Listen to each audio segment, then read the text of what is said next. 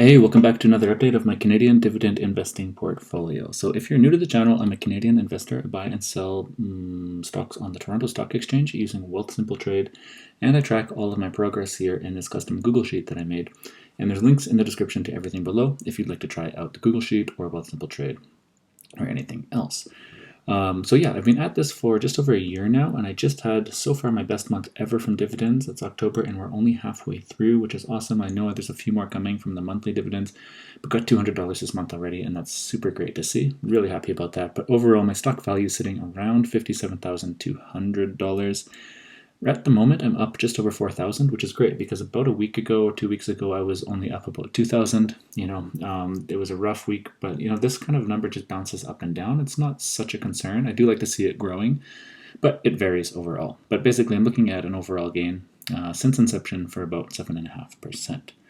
Now, most of the stocks that I have are dividend-paying stocks, so the average yield is around 3.9%, and 3.9% of $57,200 is about $2,233 per year in dividend payments. So whether the stock price goes up or down for the stocks that I hold, most of the companies will continue to pay out their dividends, and the current rate that I'm going to get is about $2,200 per year. Now, as I buy more stocks, this number is going to increase because I'll have more dividend-paying stocks.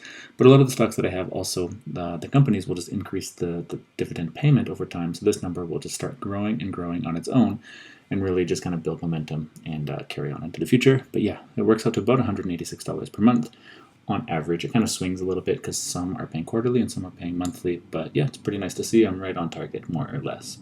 So what I'm going to do in this video, I'm just going to run through my portfolio. I'm going to buy a couple stocks and just kind of walk you through what I'm doing so you can follow along just to see what it's like being me. And at the end, I'm going to come back and we're going to double check this number and see how much it grows based on the stocks that I buy today. And I'm going to spend around $800 in this video on dividend paying stocks. So in my portfolio, we can get an idea here of the biggest percentage. I have it sorted at the moment for biggest percentage of holding. Maybe let's turn off the filter. So you see my big positions up here, mostly real estate and utility companies. There's a couple of telecommunication companies in there as well. And as we go down, the percentage of my holdings gets smaller. You can see the total value of the stocks that I own gets a little bit smaller. And yeah, there's a little bit of a diversity in here. So what I'm looking at today when I want to buy stocks is I've decided today that I want to buy some of my stocks that are currently in the red to reduce my average price on those positions. For example, if I buy some stocks today of Allied Properties, they're 8% lower than my average price. See, my average price is $44.62, but the current price is $41.01.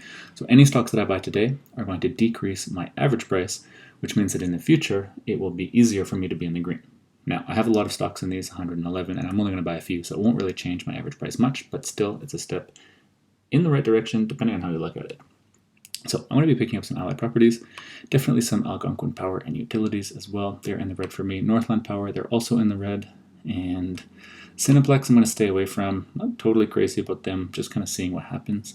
Probably stay away from these guys. They're one of my smaller positions, and I'm not too crazy about having a big position in them. And same with data communications, not really interested in buying more, even though they're crazy down. For me personally, just don't totally trust this company, and I would actually kind of just rather get rid of them because they don't even pay a dividend anyways. There are two other companies that I was looking to purchase today, and that will be Great West Life and Power Corporation. I'm doing really well on these. I'm up, over 15% on both of them, which means, I'm buying at a price that's way above my average price. But these are very small positions of mine, and overall, I'm trying to just keep my portfolio somewhat balanced. And so by just buying more into my smaller positions, I'll be able to increase these. So right now they're about $350 each, and I'm going to try to get them up to about $500 approximately. And it's not a terrible idea to buy stocks when they are in the green, because if they keep climbing, they're strong stocks, and I don't expect them to pull back at all. And they might, who knows? But I try to buy in the red days, but also other times I try to buy, green days. If you only ever buy in red days, you're going to get really imbalanced, and that's kind of what happened up here in some of these. Why I have some that are almost 10%, and others that are, a lot of my high-performing stocks, 38%, 19%, 30%, is because they're up so high that I don't want to buy more, and I'm just trying to still put in some money into those as I go. So anyways, before we continue, I did just look through my Sparklines here. Let's see here, the extra Sparklines. I always like to scan through here and just double check. This is for every position in my portfolio. And you can see a lot of them, they have that dip about a week ago, another one here, another one there. A lot of companies are showing that same pattern. And I was just double checking in here to see if any of them were still dipped all the way down and hadn't recovered, but it looks like most are jumping up in the last couple days. And so that's just no red flags for me. You know, if there was one that was still down, I'd probably jump on that and buy some more, but nothing crazy in here, nothing too out of the normal. And so that confirmed my original plan to buy some red stocks and buy some of my smaller positions. So let's do that in Wealthsimple Trade, which is the broker that I use, and it's a commission-free trading platform, so it's really nice. You don't have to pay like a $5 or $10 fee every time you buy and sell stocks, and it's simple, but it's good enough for sure. So yeah, anyways, this is my preferred platform, and if you're Canadian, it's available to you, so definitely if you're interested, you can check it out. There's a link in the description below. But let's get started. I think the first one I wanted to buy was Northland Power. So these guys, I wanted to put around, I think 4 shares. So it'll be about $160. And so that's perfect. We're just going to buy that on a market order in my tax-free savings account. That's the one I'm looking for, and that's good. The next one that I was looking at, as we saw, was Algonquin Power and Utilities. And again, you can see here, overall, I'm down almost 6%, and that's great. That is going to just, you know, reduce my average price when I buy some of these. So I want to pick up around $200 of these guys. So it'll be approximately 10 shares, give or take. You know what? I could maybe take 6, 11. Yeah, no, yeah, I don't know. Let's take 11. There you go. Put that through on a market buy and hit done. Okay, the next one as well. Allied Properties, so that's AP.UN. This is one of my biggest positions, you know, making up about 8% of my portfolio. I don't really want to be putting more money in, but they're just so discounted at the moment that I think I'm just going to buy. And if we look here, they're just smashed up since COVID anyways, and I think at some point they'll probably bounce back, so I'm not too worried about it. So these guys want to drop in around $200 as well, so it's going to be about 5 shares. In the tax-free savings account, I'm going to confirm that order, hit done, as always. And then for these 2 smaller positions that I was looking at, one was Great West Life, so that's GWO. And with these guys, how much do I have left? I've got about 276, so I'll put in, like, I'm going to split up the remaining cash into this and Power Corp, so it's going to be, let's see, 150? No, let's go with 112. Let's put in 3 shares. I can't decide. No, let's do 3. So we'll drop that in, confirm the order, hit done, and then the rest is going to go into POW, Power Corporation on the TSX. This is the one. These guys are doing really well lately, and usually I'm trying to avoid buying them, but like I said, because I keep avoiding them, they're such a small percentage for me. So pretty much just going to drop the remainder of my cash in here, which should be, ooh, doesn't look like I'll be able to get 4. It looks like I'll have to buy 3. So we'll buy 3 in the tax-free savings account and hit confirm, and that's it. So now what I do, there's a little bit of cash left over, but I'm just going to leave it until the next video, I guess.